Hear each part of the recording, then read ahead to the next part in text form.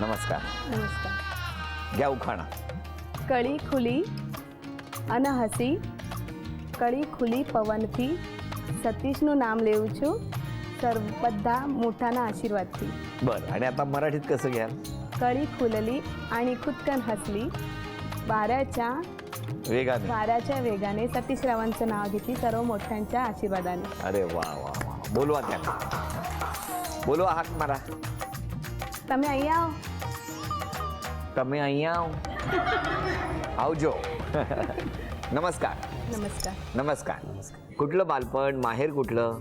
माहेर राजापूरचं आहे. राजापूरला कुठे? राजापूर पन्हाळे.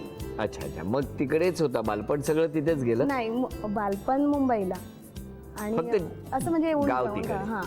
आणि मग इकडे कुठे मुंबईत? इथे मुंबईला वरळी गाव.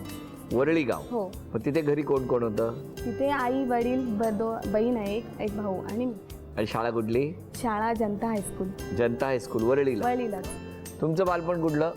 मेरा गुजरात. गुजरात. घरी कोण कोण? घरी पप्पा, भाई और उनकी वाइफ. अच्छा. आणि शाळा तुमची? शाळा गुजरात में, माध्यमिक शाळा. गुजरात मध्ये. मुंबईत कधी आले तुम्ही?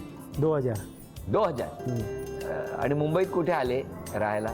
पहले मैं उधर रहता था, अपना ग्रांट रोड में ही रहता था और उधर ही जॉब करता था. ग्रँड रोडला कुठे राहत होते? ग्रांट रोड में, प्रॉपर ग्रांट रोड में. एकटेच राहत होते तुम्ही? अकेले इथे? हाँ, अकेले. जब नया नया आया था तभी अकेला ही रहता. नया नया आहे ते. मग तुमची ओळख कुठे झाली? ऑफिसमध्ये. कुठलं ऑफिस? कॉम्प्युटरचं शॉप आहे. कुठे? ग्रँड रोडलाच आहे. ग्रँड रोडला. हो. तुम्ही वरळीवरून नोकरीसाठी ग्रँड रोडला जात रोडला होते? जायची. अच्छा, आता कळलं मला. हा. मग तिकडे काय तुम्ही काय करत होते त्या ऑफिसमध्ये? उधर ही जॉब ही करता था. सेल्स में था. अच्छा, तुम्ही नोकरी करत होते. आणि मी तिथे अकाउंटंट होते. तुम्ही अकाउंटंट होता. मग काय त्यांचा पगार वेळेवर काढायचा का? मग काय झालं पुढे? काय नाही, असं म्हणजे पहिला सुरुवातीला असं काय ना, 4-5 महिन्यानंतर मग एकदाच विचारलं त्याने मला असं. तुम्ही प्रपोज केलं? हो. हा. Yes. काय विचारलं त्याने? माझ्याशी लग्न करशील का म्हणून. असं डायरेक्ट विचारलं? हो.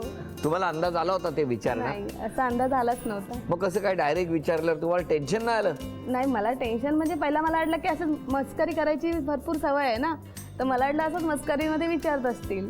त्याच्यानंतर पुन्हा दुसऱ्यांदा जेव्हा विचारलं ना, त्यामध्ये नाही, आधी सध्या तरी मी जॉब करते, माझे ट्युशन्स पण आहेत आणि मला घरातून परवानगी देत नाही तोपर्यंत मी करणार नाही.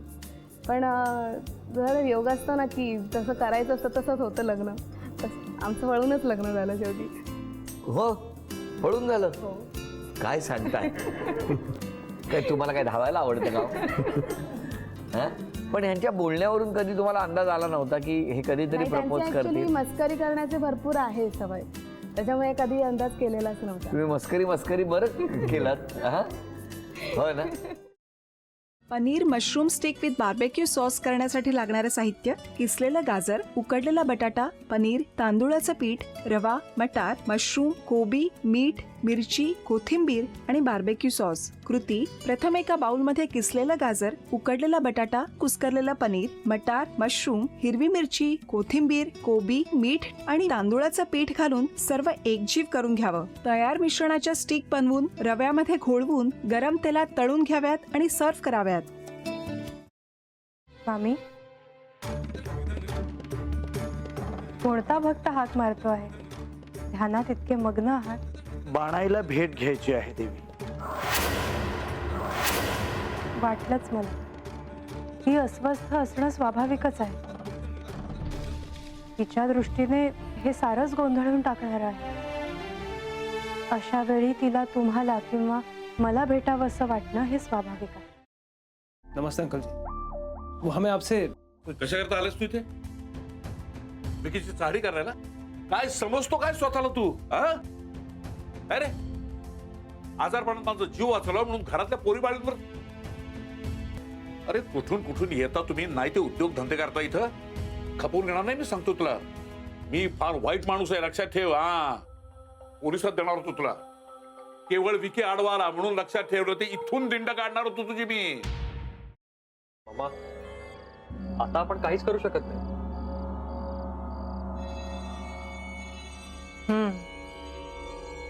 पण आर्चिस, हे असं कसं शक्य आहे? आपण तर सगळे आवाज रेकॉर्ड केले होते ना, राईट? हो. मग हे असे कोणते आवाज रेकॉर्ड झाले जे आपल्याला ऐकूच आले नाहीत?